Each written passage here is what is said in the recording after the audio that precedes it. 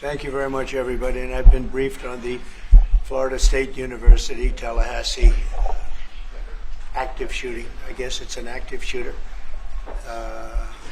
Fully briefed as to where we are right now. It's a shame. It's a horrible thing. Horrible that things like this take place. And we'll have more to say about it later. In the meantime, it's an honor to have the Prime Minister of Italy with us, Prime Minister Meloni, who's doing a fantastic job. I would say that she has taken Europe by storm and highly respected. Everybody loves her and respects her, and I can't say that about many people.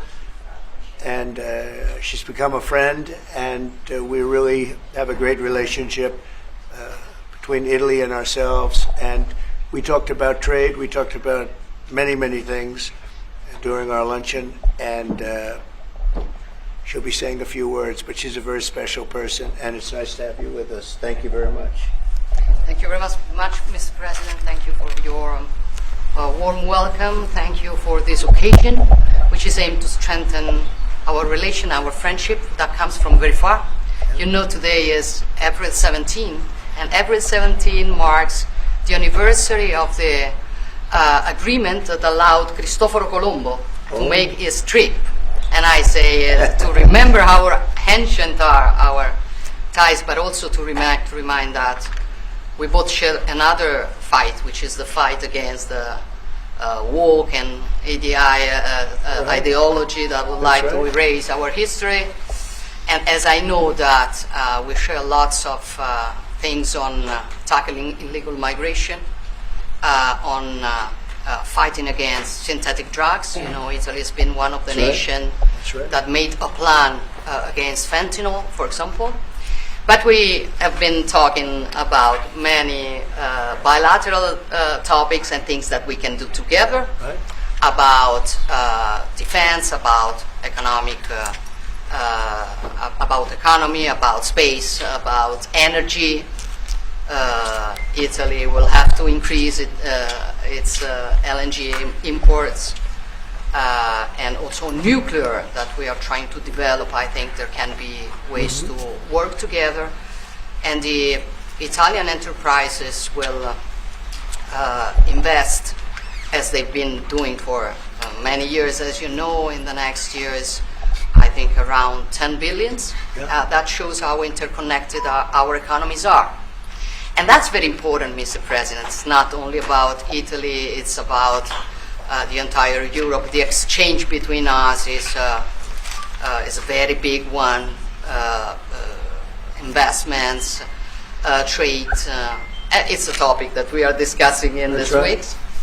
But at the end of the day, look, somebody calls me, I was saying it before, such a Western nationalism. I don't know if it is the right word, but I know that when I speak about West, mainly I don't speak about a geographical space. I speak about a civilization.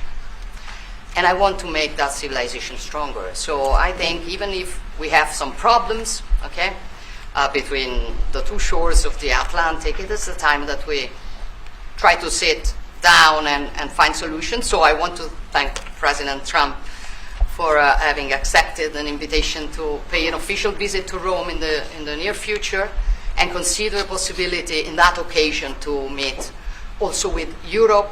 The goal for me is to make the West great again. Okay? And I think we can do it together. We can. We will keep on work on that. I'm going to close. I want to say only I'm proud of sitting here as Prime Minister of an Italy that today has a very good situation despite the difficulties, a stable country, reliable country, 1 million more jobs in the last 2 years and a half. Great. Inflation is going down, so you forgive me if I promote a bit my country, but you're a businessman and you understand me. So migration flows going down 60%. So we are trying to do our best, but I think we can do it even better together. Also on Ukraine, I will close. Together we've been defending the freedom of Ukraine. Together we can build a just and lasting peace. We support your efforts, Donald. Good. Thank you. Thank you very much. And I think we're doing well in that effort, but we want to get it done, and we'll see if we can. We want to save on average, think of it, every week 2,500 people are being killed, mostly soldiers, Russian, Ukrainian soldiers. And if we can save those lives, that would be a very good thing. And so we'll see what we can do. And I think we're getting close, but we'll let you know very soon. And you've been very helpful. I appreciate it. Thank you. Any questions? Mr. President, on Russia, Mr. President, how much longer does Vladimir Putin have to respond to your ceasefire proposal before you put secondary tariffs or sanctions on Russia? We'll see what that will be. We're going to be hearing from them this week, very shortly actually, and we'll see. But we want it to stop. We want the death and the killing to stop. Mr. President, on Jerome Powell, you said that the termination of Jerome Powell cannot come fast enough. He says he won't leave, even if you ask him to. Oh, he'll leave. If I ask him to, he'll be out of there. But I don't think he's doing the job. He's too late, always too late, a little slow, and I'm not happy with him. I let him know it, and if I want him out, he'll be out of there real fast, believe me. Yeah, go ahead. Go ahead, please. Question. Are you trying to remove him, Mr. President? Yeah, question. Mr. President, when you hit Judge Mosberg in a case against your administration, so the Constitution does not tolerate willful disobedience of judicial order. Do you agree with that statement? Well, you're going to have to speak to the lawyers. We have great lawyers. I can tell you this, we're doing a fantastic job of getting criminals out of this country who Biden allowed into the country. Hundreds of thousands of criminals, murderers and drug dealers. And I was elected because of the fact, I would say maybe that was the number one factor, a lot of reasons, the economy, a lot of things. But one of the primary reasons I was elected is because I said, I'm going to get the criminals that he allowed to come into our country so stupidly through open borders. I'm going to get them out. And I got a lot of votes, record-setting numbers of votes, as you know. We won everything. The popular vote, all 7 swing states, we won everything. And that's what the public wanted, and that's what I'm doing. But you'll have to speak to the lawyers because it's up to them. Mr. President, what do you think of the proposal from France? Say it. What do you think of the proposal from France and UK of a peace mission in Ukraine with soldiers? And do you think that Italy should take part in it? Well, I think Italy will have to make that determination, but peace missions are always good with me. I'm okay with peace missions. Yeah, please. Mr. President, have you discussed what areas of cooperation and discussed with the Prime Minister vis-a-vis Italy and the United States and Europe and the United States? And on China? We discussed it very briefly. No, we're doing very well with negotiations, I think, with all countries. And Scott could tell you a little bit, but we are doing very well. We have a lot of countries that want to make a deal. Frankly, they want to make deals more than I do. Go ahead, Scott. Would you say something first? Yeah, we've got a process in place. We're working on the big 15 economies first. We had a fantastic meeting with Japan yesterday. I believe they've been called with the EU already. And then we have South Korea coming in next week. And I believe India is also talking. That's moving very quickly. Go ahead. Ukraine's President Zelensky has evidence that China is supplying weaponry or ammunition to Russia. Do you have any evidence along those lines? And also, he said we could see a minerals deal signed this week. Is that? Well, we have a minerals deal, which I guess is going to be signed on Thursday, Scott, next Thursday, soon. And I assume they're going to live up to the deal, so we'll see. But we have a deal on that. No, I have no comment on that. I have no idea. That's his statement, not mine. Mr. President, there were reports that you waved off the Israeli attack on Iranian nuclear facilities. Can you comment on that? Is that accurate? And they say the attack is what?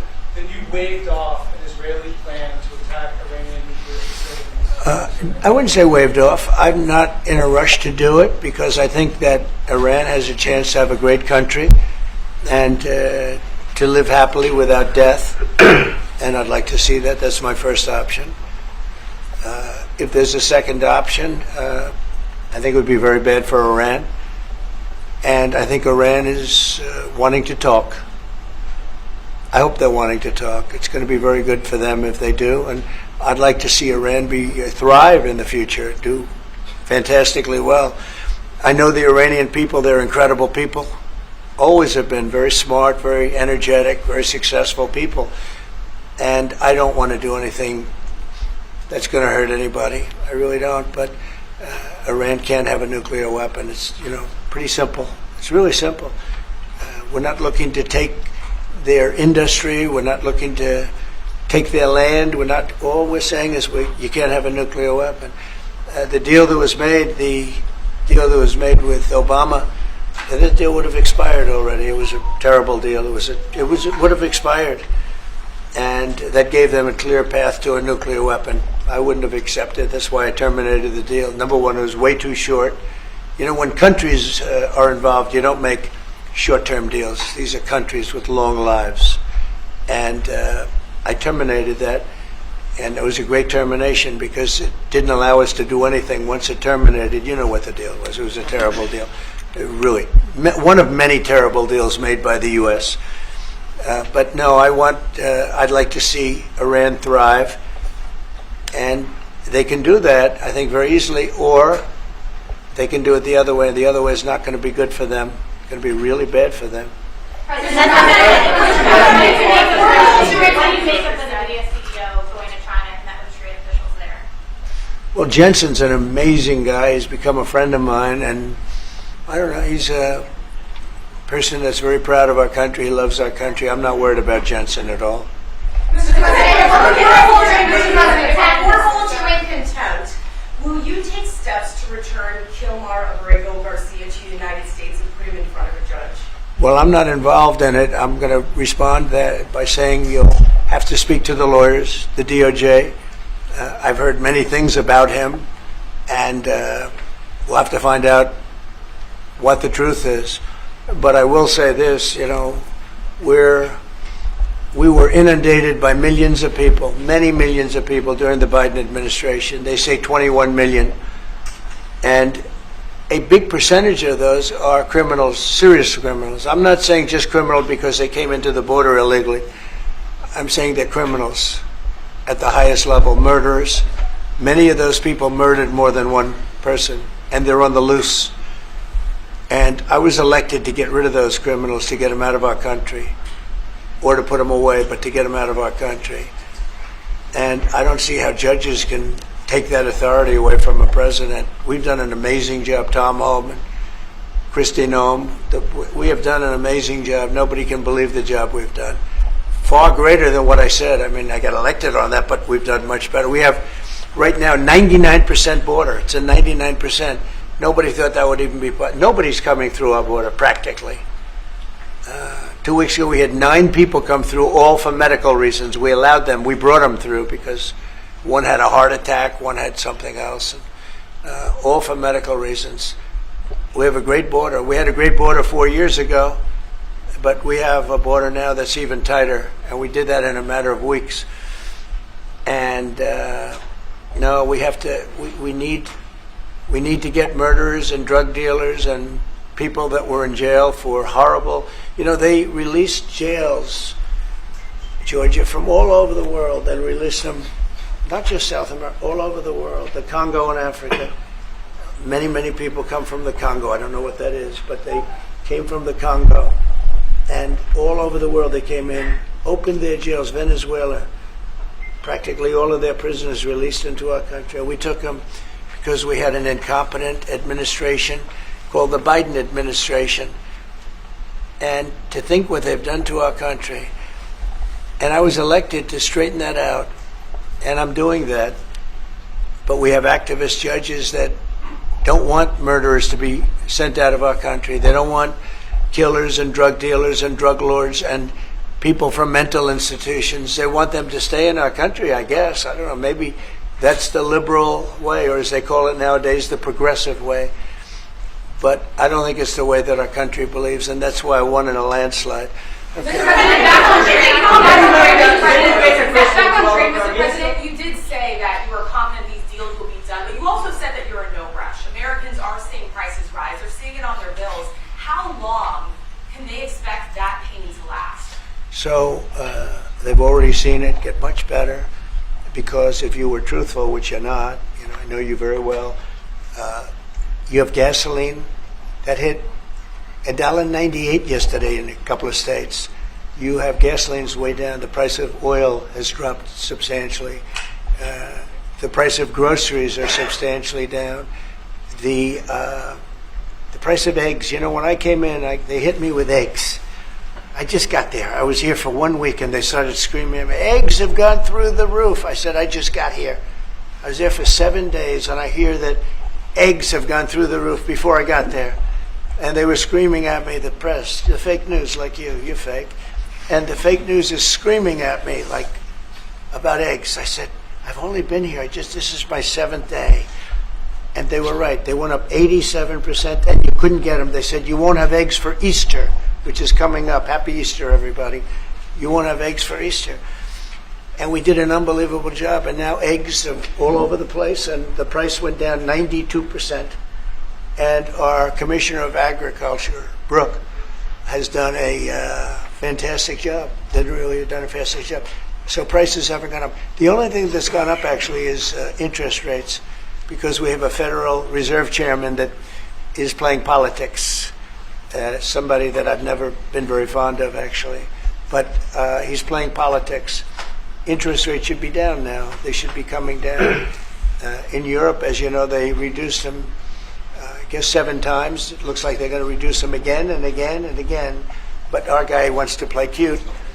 But interest rates are pretty much even. Maybe they went up just a slight bit, but that's the only thing. But that's because of the Federal Reserve, because they're not very smart people. Do you regret nominating him? Go ahead. Yes, sir, please. Go ahead, Do please. you regret nominating him? Jerome Powell? Look, in the first 4 years, we had the greatest economy in the history of our country. Stock market went up 88 points. I think he's terrible, but I can't complain because we had the most successful administration economically in the history of our country. I think we're going to do even better this time because you will see that the numbers that we're taking in are astronomical. We're taking in tremendous amounts of money with the tariffs. We were treated very unfairly on trade, and countries are having a hard time getting used to the fact that they can't do that to us anymore because we have a real president. We have a president that understands what it's all about. We had presidents that, in some cases, were smart, but they didn't understand business, or they didn't like business, or, you know, it wasn't like a priority. And then you had, like, the last administration, the only thing they were good at was cheating in elections. That's about all they could do. They couldn't do anything. They were useless. They were incompetent. Worst administration in the history of our country. Worse than Jimmy Carter. Jimmy Carter died a happy man. You know why? Because he wasn't the worst president. Joe Biden was. So I think you're going to see some fantastic numbers when this all happens. It's happening now. I mean, everybody wants to make a deal. And if they don't want to make a deal, we'll make the deal for them. Because that's what's going to happen. We'll just say, this is what it is. But we want to listen to everybody. And I think I can say for Scott and the other people that are working on it that we're listening and we're going to be very fair to people, but you know, we're the one that really sets the deal, and that's what we'll be doing. Okay. Yeah, go ahead, please. A question to our Prime Minister. Oh, you have a great Prime Minister. You're so lucky. Yes. In italiano. Oh, yes, that's right. Ok. I'm not sure that would be. Presidente Meloni, volevo sapere cosa pensava del fatto che il Presidente Trump ha considerato responsabile Zelensky della guerra in Ucraina. E poi se avete parlato delle spese militari e qual è il limite massimo a cui ha detto che può arrivare l'Italia, le percentuali delle spese militari. Non abbiamo parlato dei limiti massimi a cui può arrivare l'Italia, abbiamo parlato del fatto che l'Italia sta mantenendo i suoi impegni perché arriverà al prossimo vertice della NATO con il 2% che era già previsto, che è stato sottoscritto dai governi precedenti, perché siamo una nazione seria, ma non abbiamo parlato poi di quanto vada aumentata questa percentuale, anche se siamo ovviamente consapevoli che insomma, il tema della difesa sia un tema particolarmente importante di questo tempo. Per quello che riguarda la guerra in Ucraina, lei sa come la penso che ci sia chiaramente diciamo ci sia stata un'invasione e che l'invasore da quel punto di vista fosse Putin e la Russia, ma non è questo che diciamo oggi quello che rivela il fatto che insieme vogliamo lavorare, stiamo lavorando per cercare di arrivare in Ucraina a una pace che possa essere giusta e duratura. Penso che questi siano gli sforzi sui quali condividiamo il nostro lavoro, abbiamo condiviso anche oggi il nostro lavoro. That sounded absolutely. That was so beautiful. What the hell? What did she say, please? No, I mean it sounded great. It was about. It was beautifully presented, but maybe I could hear what she said. Please go ahead. Yeah, Go ahead. it was about asking. Guys, Hold it, hold it. Have some respect, please. Thank you. No, wait. I want to hear what she said. Go ahead. Yeah, Prime Minister Meloni was asked what she thinks about the fact that President Trump holds Zelensky responsible for the war in Ukraine. And Prime Minister Meloni answered, well, we have no, and also if you talked about the military spending, and the raising of the military spending, Yeah. and the first thing Prime Minister Meloni said is that no, actually we didn't talk about the raise in military spending. Of course, Italy will keep its commitments with 2%, and then we will see, because we are absolutely aware of the fact that it is very important to Well, I will do defense that. is very Wait. important. I will It's do very that. important. They've been asking if we decided another percentage about the defense spendings, NATO, and I said NATO. yes, NATO, and I said that Italy is reaching the 2% as it was already decided. We didn't speak about a specific other Yeah. percentage, but we are aware of the fact that defense is important for the future, and we see what also the work that we are trying to do at the European level. And I don't hold Zelensky responsible, No. but I'm not exactly thrilled with the fact that that war started. That was a war that would have never started if I were president. You'd have millions of people living right now that are dead. You'd have cities that would be open and thriving, and they'd have their beautiful turrets. Those turrets are the most beautiful in the world, but they're not with us any longer. They're smashed to smithereens, laying on the ground in a million pieces, getting hit by rockets, bombs, and bullets. And so I'm not happy with him, and I'm not happy with anybody involved. I think it's a war. I know it's a war. It didn't happen for 4 years. It was never close to happening. It was never even a thought. And I spoke to President Putin about it a lot. It was the apple of his eye, but there's no way he would have ever gone in if I were president. Now I'm trying to get him to stop because, as you know, Russia's a lot bigger. It's a bigger military force. And if you're smart, you don't go involved and get involved in wars that you can blame the man that was sitting in this seat. Biden, he didn't know what the hell was going on. But I can guarantee you that, and everybody agrees to it, if I were president, that war would have never taken place. I'm not blaming him. But what I am saying is that I wouldn't say he's done the greatest job. Okay? I'm not a big fan. I really am. I'm not a big fan. Go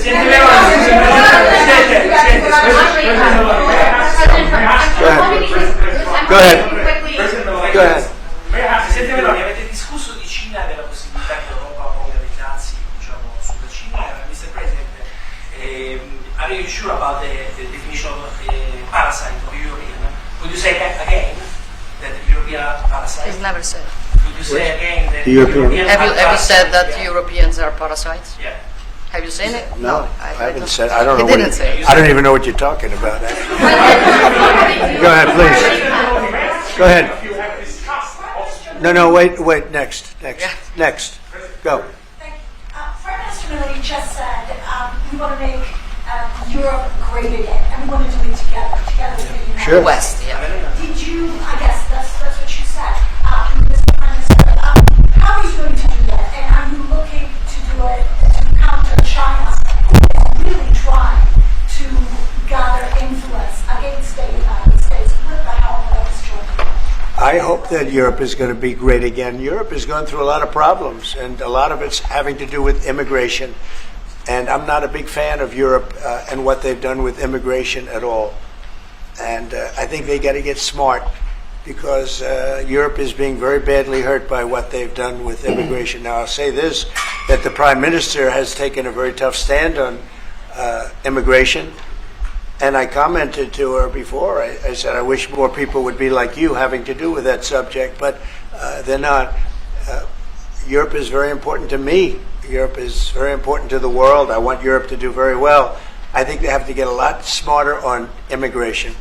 But we are beginning doing it. You've all seen now the policies of the European Union in the last, let's say, 2.5 years have been changing. Okay, at the beginning we were talking only about how we were redistributing illegal migrants coming to Italy. Now we are talking mainly about how to stop illegal migration, work with the countries of origin and transit, and to return people. The European Commission just did the new rules about repatriations and things like that. So things are changing, thanks also to the example that Italy brought in lowering the rates of illegal migration. So we are working now together. So I'm optimistic on that. Good. I hope so. Go ahead, please.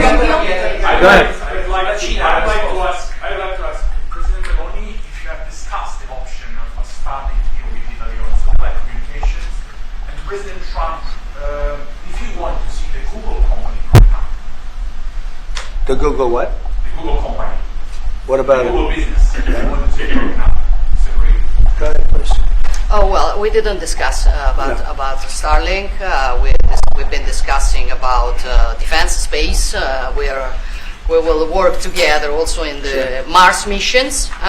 So there are big things to do together, but we didn't discuss it. Your conversation with the Prime Minister that changed your mind potentially about tariffs and what you plan to do going forward. No. Is there anything the Prime Minister said to you that changed your perspective? No, tariffs are making us rich. We were losing a lot of money under Biden, trillions of dollars, trillions on trade. And now that whole tide has turned. We're making a lot of money. We're taking in a lot of money. Don't forget, we're taking in 25% on cars, 25% on steel, 25% on aluminum, 10% baseline. We put penalties on China for sending us fentanyl. We put penalties on Mexico and Canada, 25% for allowing fentanyl and allowing the borders to be weak. Now we're taking in billions and billions of dollars while I sit here and talk to you. And we didn't take in anything before other than the tariffs that I put on previous to Biden, which were the tariffs I put on China, where we took in up until this point probably $700 billion. They were Trump tariffs. He tried to weaken them. He did everything he could. You know, he got paid money by China, right? The family got paid money, he did. And so I don't know, maybe that was the reason or maybe it wasn't, but he tried to weaken them, but he couldn't because there was so much money that his budgets, you know, they couldn't stand not doing it. But I took in the, up till this point, my tariffs on China. Nobody ever took in 10 cents from China. No other president took in 10 cents. I took in more than $700 billion from China. So we're doing very well. I mean, our country's doing very well. They had a bad report today from one of the healthcare companies that had an impact on the stock market. But this isn't about that. This is really, we're building a base. We're building a country like no other. And again, I had the strongest economy in the history of our country by far, history of any country probably, but the history of our country in 4 years. And I think this has a chance to be much better. Can you just clarify on the mineral field? Will that be signed here at the White House with Ukraine on Thursday? Will President Zelensky be coming here for that? I don't know exactly. I'm going to leave that to Scott. What do you think? Where would it be signed and when? Yeah, we're still working on the details. We're shooting for around April 26th. Is there any more detail that you could tell us about what's in that deal and how it came together? It's substantially what we'd agreed on previously, but the president was here. We had a memorandum of understanding. We went straight to the big deal, and I think it's an 80-page agreement, and that's what will be signed. President Trump, on rate cuts, can you clarify on rate cuts? Do you intend to seek Powell's firing if he doesn't change his stance on rate cuts? Or is that on the table? Or is it Well, I think he should do the rate cuts because I think if Europe has done it, it puts us at a disadvantage to Europe. I mean, he plays right into their hands. So I think he should do the rate cuts. We don't have really inflation now. I just said the major things are going down. Oil is great. Oil is way ahead of schedule, and that's because of our policies. But oil is down into the $60, $65 range now per barrel. And I told you, in certain states we have less than $2 for gasoline. And food is down. Groceries, as we call it, are down. Other than interest rates, everything's down. Interest rates are pretty flat. They're not. It's not that they're up, but we should be better than flat. We should. If he would lower the interest rate, I think it would have a good impact on that too. But the costs are down. We have very little inflation. I would say we have essentially no inflation. Hard to have inflation when oil goes down, and oil goes down. When Biden came in, oil went through the roof. That's what caused our problem. That and his very dumb spending. But when the oil prices go down, and they have gone down a lot, we've gotten it down really good. We've opened it up and we've gotten them down. And that means that people driving cars are going to be paying $2 and $2.50 instead of $4.50. And, you know, even at the end, they tried just for the purpose of the election to get it down. But they had really lost that sucker. That was really, it was not good. But if they had won, oil right now would be at $7 or $8 because of their policy. And we're going to be at about $2. Could be even a little bit less than that. And you're starting to see it. So I don't know how you can have inflation when oil has come down quite a bit. And I would say the Fed really owes it to the American people to get interest rates down. That's the only thing he's good for. And he would have an effect on that if he lowered them. And I think at some point he will. He's going to have a lot of political pressure. You know, they are political also. And I think there's a lot of political pressure for him to lower interest rates. Okay? Yeah, go ahead. Sorry. Please. Do you think that Italy can be your best ally in Europe? And also, do you ever notice when you walk into step on hands? Only if the prime minister remains the prime minister can it be our best. she's doing a great job. And yeah, certainly one of our great allies, not just in Europe, anywhere. She's a fantastic person and doing a great job. And our relationship is great. And we have a lot of Italians in this country, I tell you, and they like Trump, and they voted for Trump. Anyway, thank you very much, everybody. Thank you.